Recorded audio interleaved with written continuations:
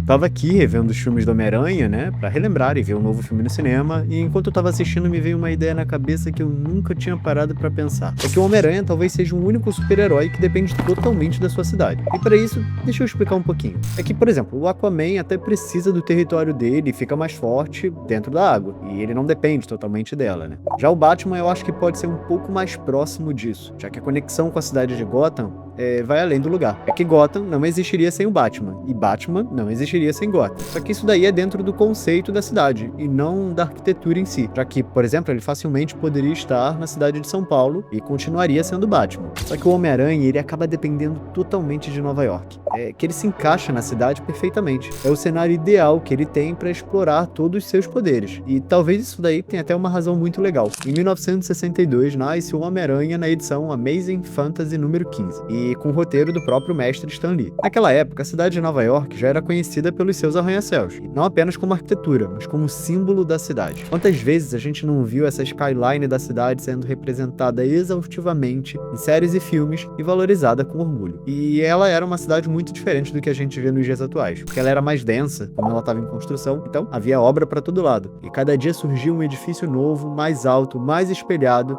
e que criava um ambiente ideal para o amigo do bairro. E isso era bem expressado nos primeiros quadrinhos, já que retratava a cidade como o caos que ela era, com bastante andaimes e gruas para produzir os prédios. E até os filmes atuais exploram bastante um pouco dessa estética. O Stan Lee disse que o conceito para a criação do Homem-Aranha surgiu diretamente do animal, veio da ideia do poder da aranha, e o conceito dele não foi junto da cidade, por exemplo. Mas aí a gente também precisa ver a cabeça do Steve Ditko. Ele foi o co-criador do Homem-Aranha e desenhou o primeiro quadrinho. Ele era obcecado por composições espaciais, e ele fazia isso com muita maestria. Ele não só representava as cidades nos quadrinhos como um cenário de fundo, ele recriava em escala, em proporção, e fazia questão de inserir Nova York como uma protagonista oculta da história. E isso também traduz muito sobre como a Marvel estava conduzindo a nova criação dessa nova era de heróis. É que até aquele momento ali, era comum eles surgirem em cidades fictícias. Por exemplo, Batman tinha Gotham, Superman, Metrópolis, e Flash tinha Central City. Só que ao trazer o Homem-Aranha para a cidade mais densa dos Estados Unidos na época, eles criaram uma nova dimensão. Lá no início, o próprio Peter Parker não se balançava como geralmente a gente vê nas cenas dos filmes hoje em dia, né? Ele utilizava bastante da mobilidade quase de um parkour, usando os telhados, escadas de incêndio e as laterais dos edifícios. Só que, com o tempo, eles perceberam que eles tinham um potencial incrível na mão. É que quando nós, como humanos comuns, paramos no meio de uma cidade e observamos ela, obviamente a gente vai partir do nosso olhar. E acontece que o espaço de transição de uma cidade para nós é o chão, a calçada e as ruas. Mas tem algo ali que passa despercebido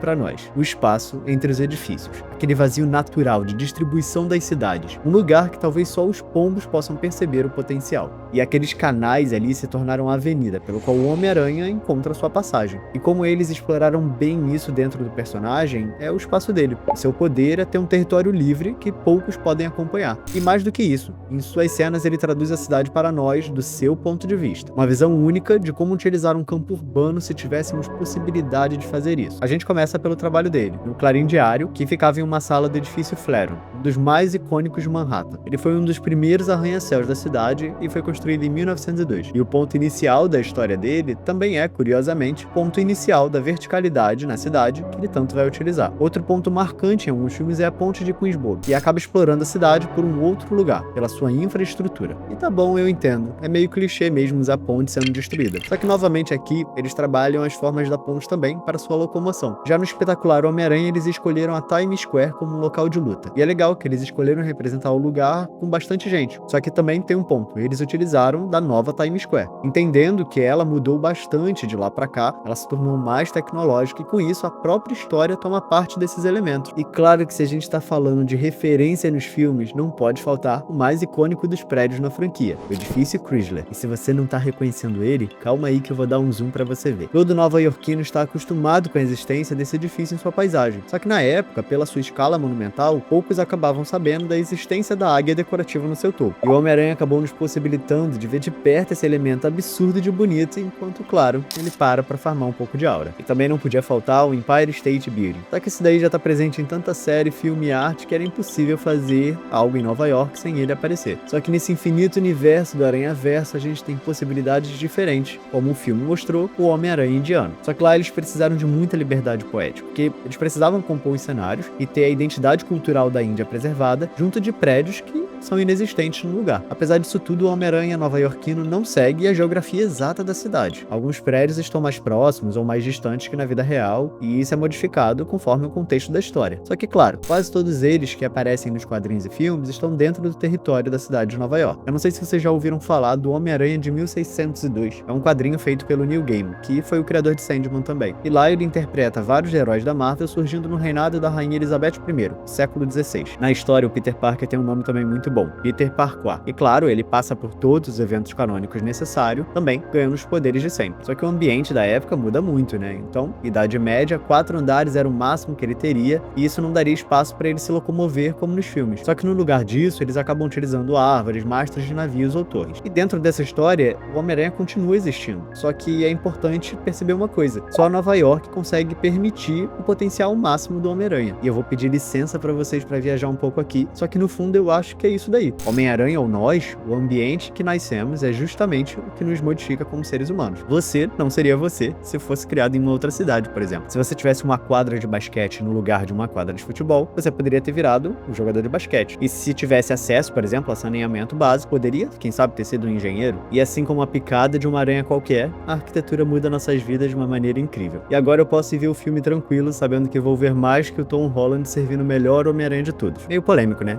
Mas aí você pode discordar livremente na sua casa. Obrigado à galera do Apoia-se que permite tudo isso daqui, e você, que também acompanhou até aqui. Tamo junto e fé. Até a próxima.